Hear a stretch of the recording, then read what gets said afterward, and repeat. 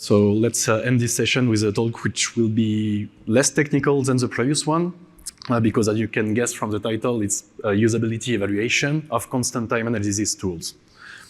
But I am actually glad to give this to a technical audience because you are exactly the targeted audience for the advice I'm going to give at the end.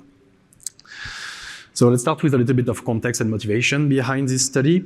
So I'm sure everyone here is kind of familiar with side channels, and at least you know that they are a known issue for quite a long time now. And people have been working a lot to try to prevent them, to try to fix them, to try to detect them in a somehow and somewhat automated way. And yet, even if I was only 1 year old when this paper was published, I spent most of my PhD trying to find, fix, or exploit the exact same kind of vulnerability in current implementations. And that's not even mentioning the speculative issue which came way later.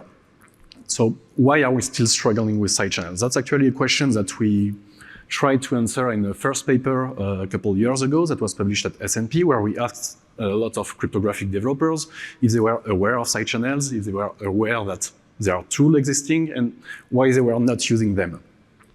And one of their main complaints was that the tools are actually not really usable, or we require way too much work to be usable. So yeah, easy enough, we'll just make a usable constant time analysis tool. And I think nobody thought about this before us. But actually it's not as easy as it seems, and we need to define and settle a few points before. So we try to define usable, what usable means for a constant time analysis tool, and broke it down into a few research questions with the intent to identify what makes a constant time analysis tool usable. And to do so, we define usability criteria revolving around 3 main aspects corresponding to roughly different steps of using this tool, and investigate the impact of various elements on each of these steps. So we wanted to go with a 2-step study, to study the familiarization with the tool and potential scaling issue when we try to apply them in real-world application, with the people who are the most concerned by this project, the very busy cryptographic developers. But it turns out that busy cryptography developers are actually really busy, so we are quite short on developers, but we are in contact with many great people who are actually tomorrow's cryptographic developers. So we did a study with 24 graduate and postgraduate students. And we pre-selected a set of 6 tools and 3 cryptographic libraries. I won't give the details and the reasoning behind our choice during the presentation, but you can find it in the paper if you want. And we designed a study which goes as follows. So all participants started with a small eligibility criteria because we wanted to kind of mimic, to select students who are as close as possible as new cryptographic developers, so quite knowledgeable in C, aware of constant time analysis and constant time issue, but not experienced in constant time analysis or CT programming. And each participant started with 1 tool assigned to them, and they went through what we call the repair task. So we basically designed 10 small exercises, which took the form of some code snippets with some constant time code and non-constant time code. And we basically give them an access to a virtual machine where the tool was pre-installed, and told them to try to use the tool to determine whether or not each code snippet was or not constant time, and if there was a constant time violation, to try to fix it. At the end of the first task, we gave them a small tutorial that we designed, and at the end of the second task, we gave them some example solution to avoid them being completely stuck from the beginning. And after each task, we provide them a small survey to try to ask them if there are some blocking point or anything else to notice. And the goal of this repair task was really to assess the familiarization process and the learning curve of the tool. Then, using the same tool, we gave them a real-world cryptographic library, and basically tell them to try to find as many issues as they could. Because we know there is a few issues in each of the library we provided, and we only gave them a few pointers to get started. For instance, hey, let's take a look at this AES table implementation. You can compile the library using this option to enable it.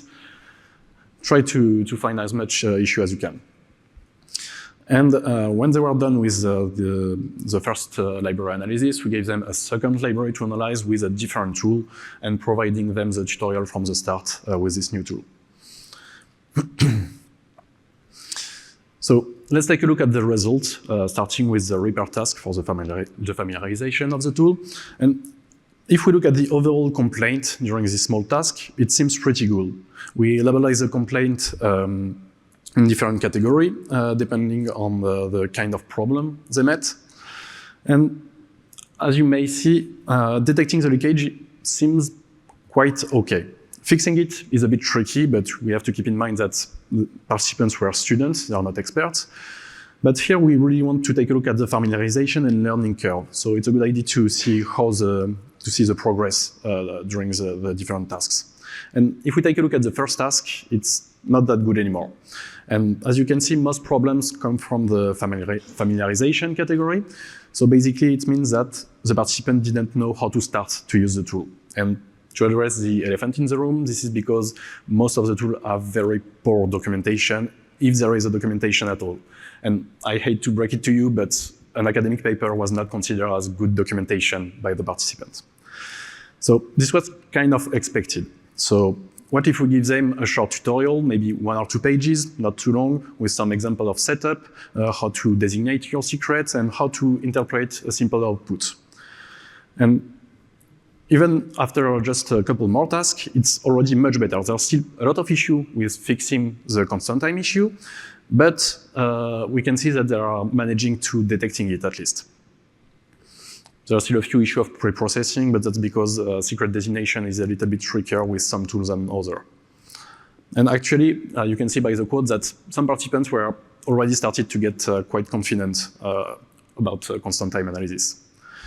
And by task 7, they were actually quite effective using the tool. Most of them did not tell us that they had any issue during the analysis. And this is only after very few exercises. So, of course, there are still a few issues here and there. And to be fair, some tools were really less usable than others. But, so, okay. Documentation is key to familiarization. That was expected. But what happened when we decide to scale up and try to evaluate real-world cryptography? And here it turns out that most participants will struggle at each step of trying to use the tool, even before managing to run the tool. And this is because the overall setup is much more complex than with the small task. And some tasks that were quite easy in the small example become really daunting for the participants. And each of the issues they met were preventing them to move to the next step of the analysis.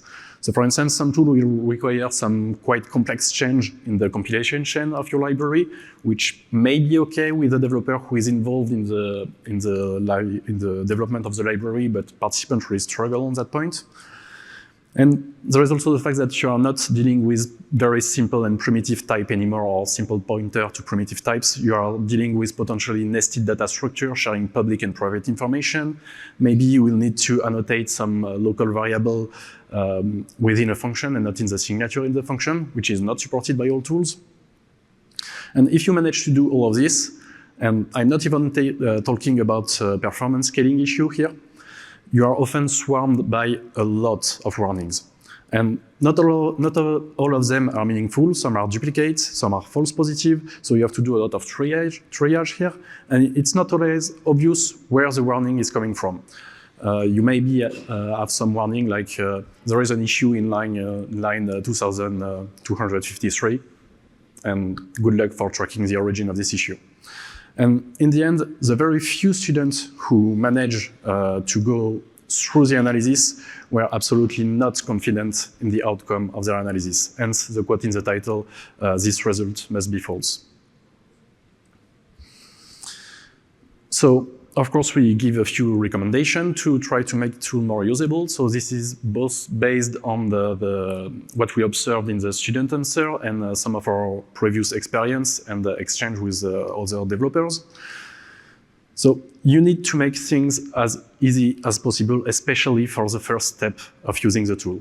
Because getting frustrating in the early stage of trying to use a tool will make the developer completely drop your tool and either result to manual analysis, If they are really motivated, maybe try another tool or completely drop the constant time analysis at all. So this go for installation. A straightforward installation is really important. I had to install manually every tool, and some of them took a really long time. And of course, documentation. Documentation is boring. Everyone knows it, or most people think it, but it's still very important. And you need to consider each step of using your tool when you're writing your documentation, from the installation to secret designation, output parsing, and leakage tracking. And for the story, we even had one student who rage quit the study, refusing to get paid just to never hear about one of the tools again. So the documentation is necessary, but it's not enough. You need some kind of quality of life add-ons to make using your tool easier, such as for secret designation. You need to consider the impact of the secret designation in the code base. Some complex modification to an existing code base may be a hard stop for some developers. So maybe it's a good idea to prefer some simple annotation, and preferably in an external additional file. As for identifying and fixing the issue, providing a clear and easy to understand output of your tool is really important, and that will enable analysts to track actually the origin of the leakage to fix it. And finally, taking into account the fact that if you want your tool to be used in the continuous in the development of a library, you need to take into account its integration in the continuous integration pipeline or any other development pipeline, which is really key to automation. And in this respect, having, for instance, a Delta mode to help the developer in the fixing process of issue can be really helpful, because if you're actively trying to fix a specific bug, you really want to focus on the impact of your recent commits on that specific bug, and not be provided with the entire collection of warning at each analysis. You may also want to think about generating the output of your tool in either a generic format, like for instance, I don't know, JSON or anything else, or in a format that can be already integrated in any bug tracking tool used by the developers. So I know that this may be very generic and hard to implement a recommendation. It's because it is a very generic recommendation. And if there is one advice that I can give you and that you should keep in mind after this talk, talk to the people you are trying to help. Because different projects may have different constraints. Some will completely discard the tools that can be integrated into a CI. Others may be okay with code annotation. But it's always a good idea to reach to the developer you are trying to help to identify what are their constraints and what are their needs. And finally, we are not pointing fingers at tool developers. It's completely okay to come up with new technique and provide a proof of concept. That's also what academia is for. But just know that if you want your tool to be used in practice and to be adopted by developers, you may need to go this extra mile to make it usable. Thank you very much for your attention. You can find much more details and more recommendations in the paper. We also have a nice artifact with our codebook, installation scripts, and tutorial and more. And finally, thank you to everyone involved in this study, including participants, co-authors, and tool developers. Thank you.